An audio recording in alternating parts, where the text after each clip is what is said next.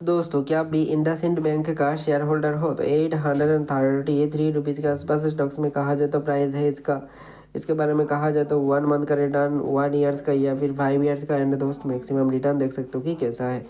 Recently कुछ दिनों से इंडसइंड बैंक का स्टॉक्स ने लगभग 50% का ही करेक्शन कर दिया है, ठीक है। यहाँ पर 60% का ही करेक्शन था, जो थोड़ा बहुत पॉजिटिव रैली आने की वजह से थोड़ा बहुत पॉजिटिव साइन दिखने से स्टॉक्स में तेज़ी का एक्सपेक्टेशन है, ठीक है।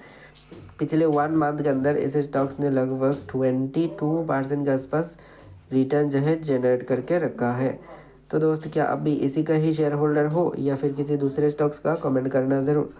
बट इंडसइंड बैंक का स्टॉक्स का रैली रिसेंटली जो दिख रहा है, इससे लग रहा है कि मार्केट में आने वाले टाइम में अच्छा तेज़ी बन सकता है। स्टॉक्स का पीई देख सकते हो 9 रुपीज़ का है, जो इतना भी ख़राब नहीं है। तो फिलहाल आज के लिए इतना ही। मेरे को ब्लेस यू, गुड बाय।